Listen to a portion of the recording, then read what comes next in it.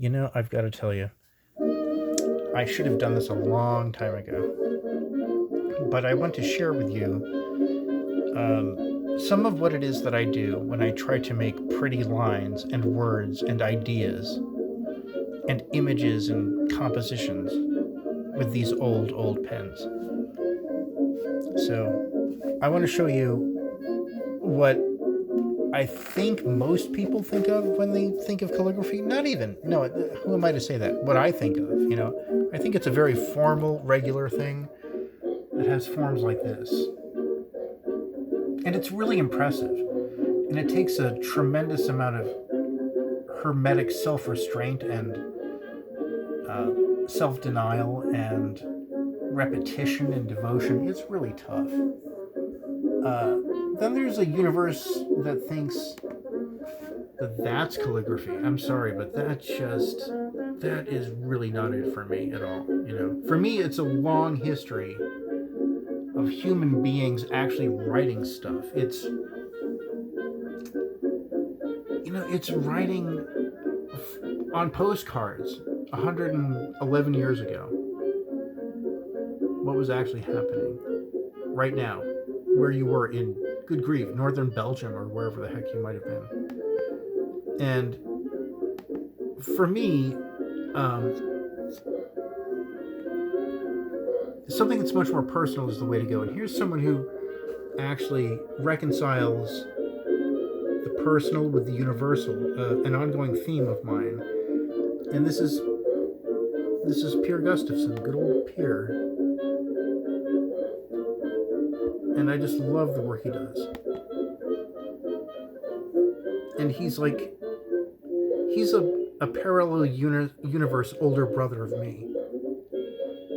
Had I taken the visual art school path rather than the music school path. But I've done visual art as well, but I just haven't focused in the way that he has. Now, we have a lot of connections and a lot of similarities and some dissimilar views on things, but one thing I think we share is this idea of, and I think he really does like this, really figuring out who you are, letting you be you, and letting you find your own path to whatever it is that makes you so much better and more beautiful and universal, which is a big thing that I've been going on about for a very long time. So there's this is my idea of beautiful writing. You know, it's F. Scott Fitzgerald doing his thing. And is he the greatest writer in terms of handwriting? Is he the greatest novelist? Well, I think an argument might be made for both, frankly. I mean, I think he's very good at both. Is that all he is? Is that what he's best at? Those are two different questions. But they're parts of him. They're parts of who he was and what he gave to us. And then you have some great ideas. I have to show you this too. Again, really beautiful. But you've also got Madaraz, who was a great penman, who kind of reconciled those two different things, those two very different approaches. Let's see if we can open this thing up here.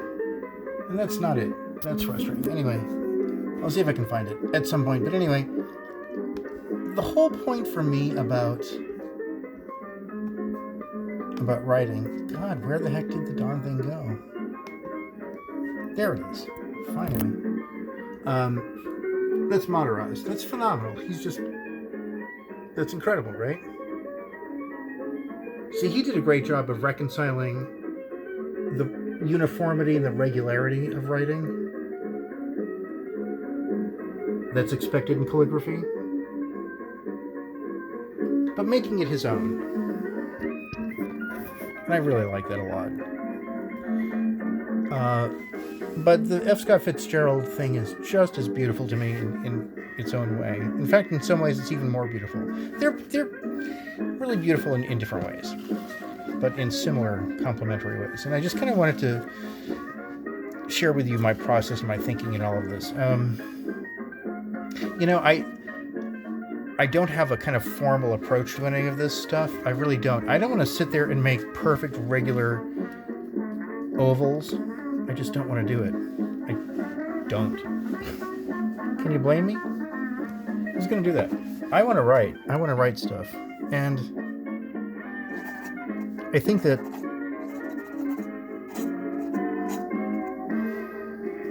I just want you to look at that for a second. I mean, how great is this nib? I mean, that's great. It's just great. But it's all about taking how you write already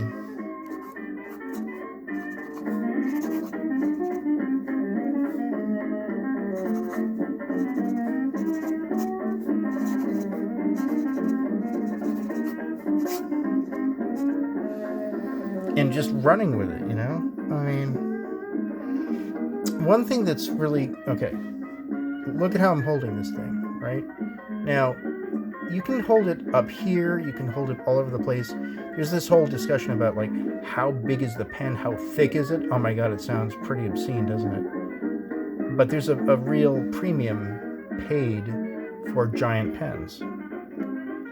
This is a pretty giant pen. This is, you know, about the size of a Pelikan M1000 for you new pen enthusiasts. That's a big pen.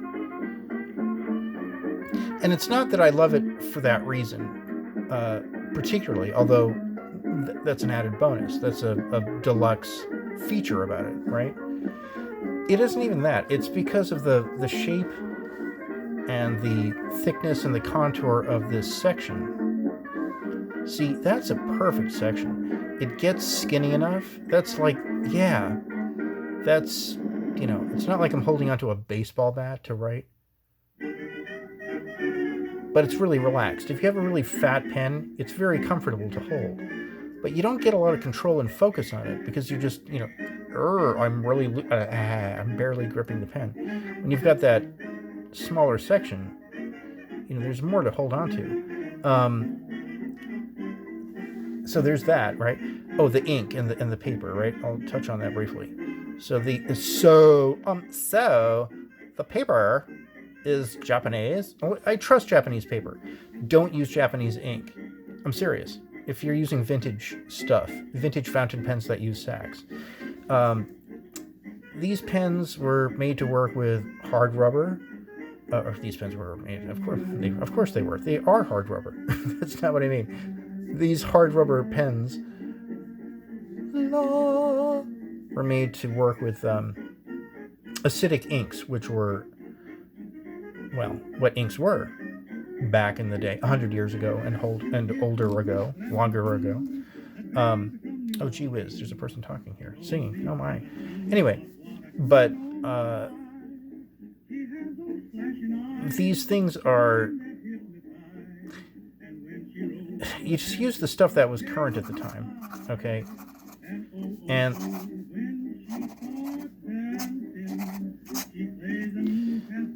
these pens are, God, this is great. This is great. It's not a good W.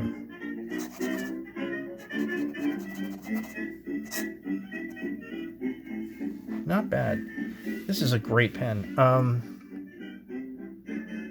Thank you, Otto Yang, so much for this nib, and Mike Daigle for this pen, the whole thing together. My God, you guys are great. I love you. But what am I doing here? Oh yeah, let's go back to the ink. Right. So this is, sorry. It's like, how do you actually get all of this information into a tight little package for people? It's crazy. But anyway, so use safe ink. Use inks made by Western fountain pen manufacturers if you use a fountain pen that has a rubber sac in it, which this does. Oh, hold on. get that thing in frame. There it is. In there. There's a rubber sack. I love it. It provides back pressure so that the nib doesn't spew ink needlessly or excessively, I should say. It will. It holds a lot of ink in there. Don't gesticulate and shake this around. I'm not going to sacrifice ink and make a mess. No, trust me. This thing's loaded with ink, and it will make a big mess if you move it abruptly, like say that. You know, you've got a mess. Okay, so don't do that. Trust me on that. I've done it. Also,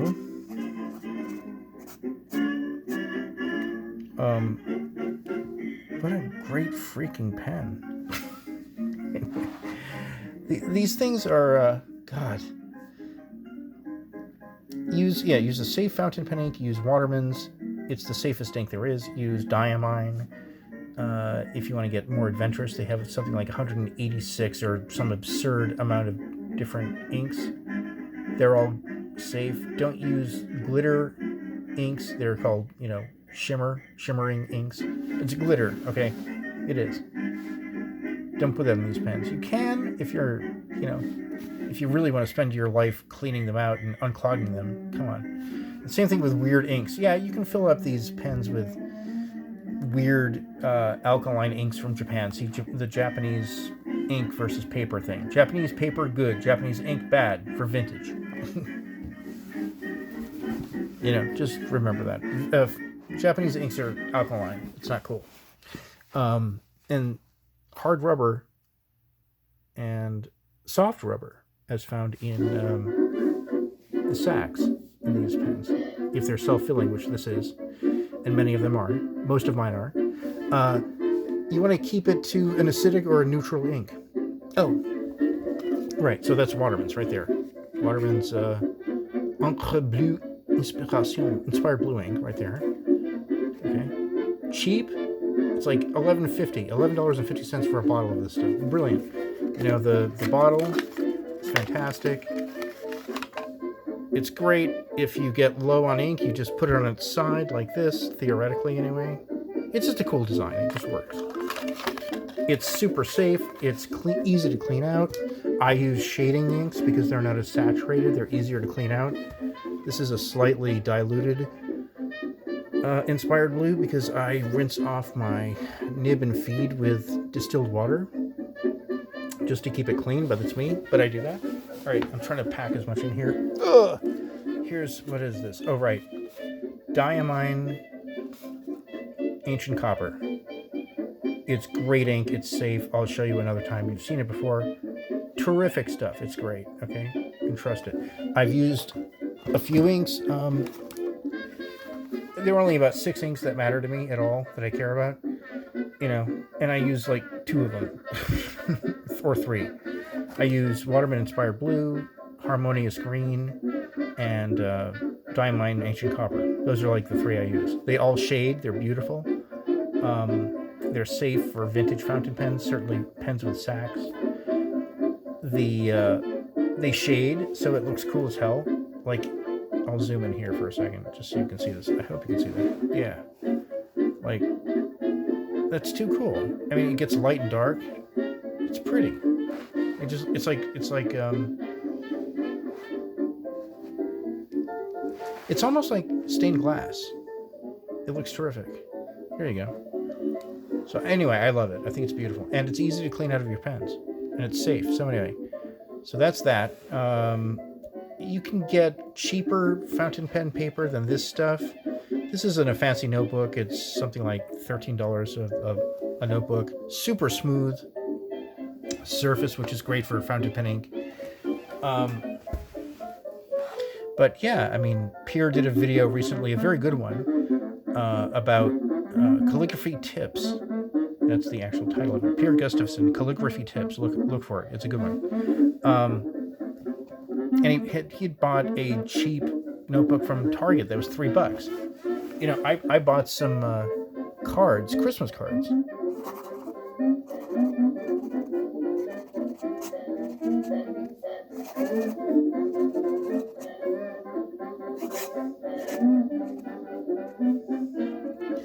That were actually amazing. They had smooth paper. I was shocked. Now, anyway, is this perfect or regular? No, but this is kind of how people actually wrote a long time ago, 100 years ago, in the 1920s and earlier. And I just love it. It's my jam, as it were. And that's the sort of thing that I want more of in my life. And I love it. Anyway, so how do I do it? Part of it is the nib. It's got to be a great nib. It's got to be a thin, flexible, vintage flex fountain pen. This one's amazing. It's got long tines. It's got a heart-shaped breather hole here. You can see it. You can zoom in a little bit, I guess. Improve the air quality in your home. Buy this stuff right now because it's the best thing that would ever happen in your life. Bunch of crap. Anyway. It's got long tines. It's got a heart-shaped breather hole. Come on. There you go. It's super thin.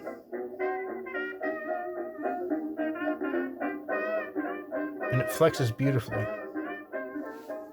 Let's see if I can show a little bit of the flex.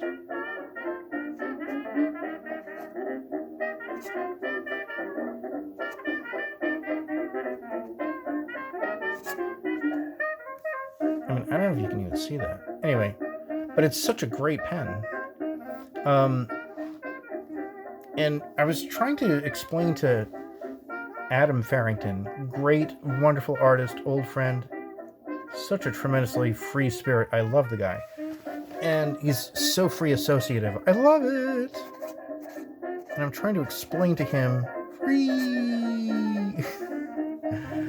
I'm trying to share with him some analogies and kind of like a way of understanding how this works and how it's all about feel, And I remember, too, talking in December with David Nishimura, who's great, about how I approach writing with this. And the whole thing about...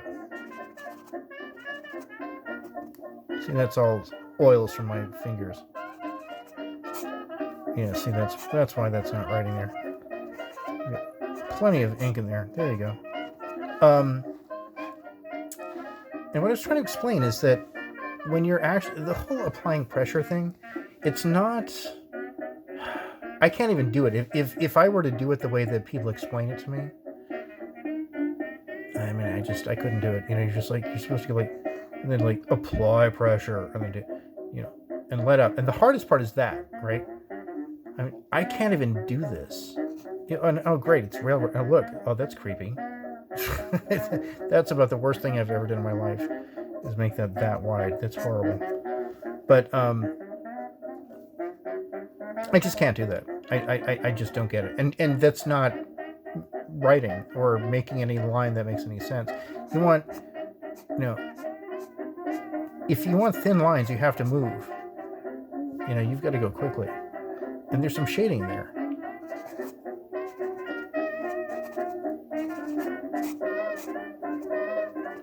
A part of what gets you the thin line is just moving quickly. And you can do it. This is something Pier talked about. I thought it was great, but it's true. It's about, you can use a crayon, you can use a pencil, you can use anything you want to make a light line or a thick line to some extent. You're going to get some line variation, even with a thing that doesn't really get wider, per se, when you press on it, the way that one of these pens does. These vintage flex fountain pens. A fountain pen from long ago that has a flexible nib. It's made better than any modern flexible nib, or frankly any modern nib or modern pen, if you ask me. And anybody who has used these things, they're just more reliable. When they're set up as they should be, when they're working properly, they just are much more reliable. They have a much better ink flow. Despite this apparent skipping, which is simply the fact that I've got a bunch of oils from my fingers all over the paper, and I shouldn't have done that. Bad of me. Bad. I need to get some paper over here too, so let's play with that a bit. But yeah, it's again, there's this idea of when you're writing calligraphically, you're supposed to use your whole arm, right? There's this whole do this.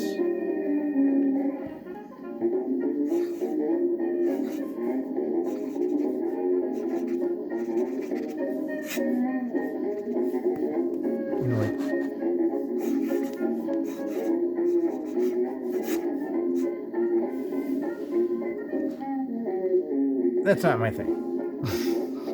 Who's writing that has a value in getting a certain kind of line. I just don't really need it. I'm sorry.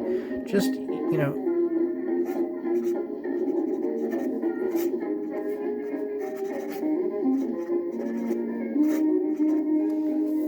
just move.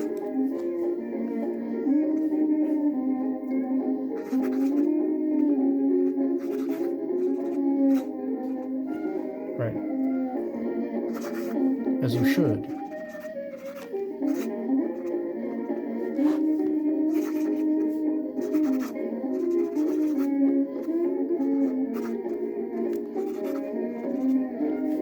If you could.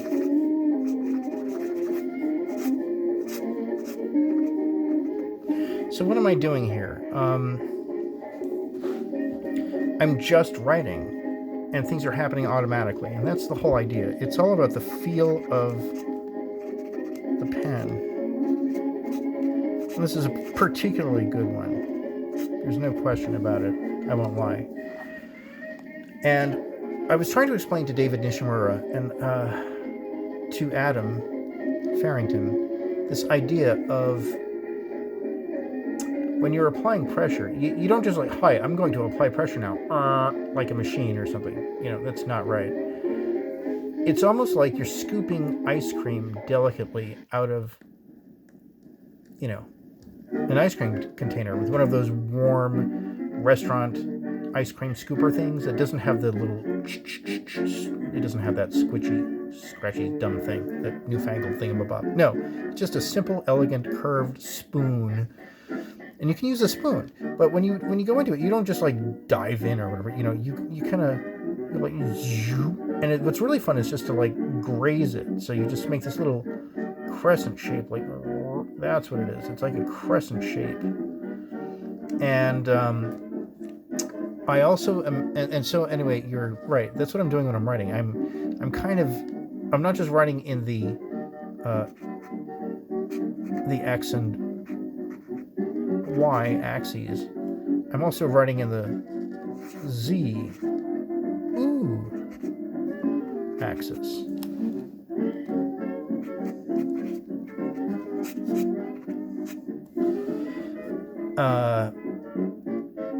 And that's really cool. And the thing is, with that Z axis, you're not, the dimensions are not nearly as deep. It's not like, for every centimeter you go this way and every centimeter you go this way, that you go, in the Z direction. You don't, but you imagine that you do.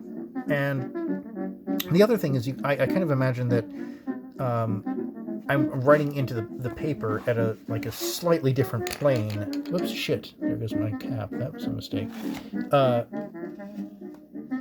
This channel is not for kids. You said the poopy word. The grown-up poopy word. Anyway, but you kind of imagine too that you're like if this is the paper, right? You're almost like writing into it like that. Oops, or that's a bad example. But like that, like you're kind of going into it. But instead of just going into it linearly, you're actually almost kind of going into it like, it's kind of exaggerated, but something like that. So you're kind of scooping into it, but you're not doing it consciously. You're just kind of like imagining that you're ever so slightly going, into the paper while feeling the feedback of the nib, you know. You don't really push on it. You just kind of, you know, it's more like a three-dimensional angle thing, you know, and that really is how it feels to me every time I use one of these.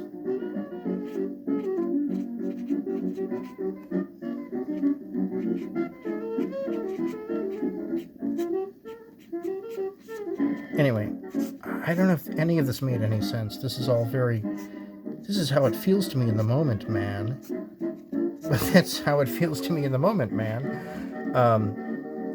So I hope that was of some value to you folks out there. You know, be yourself, write the way that you do, but feel the pen, feel the nib, and just write with the darn thing.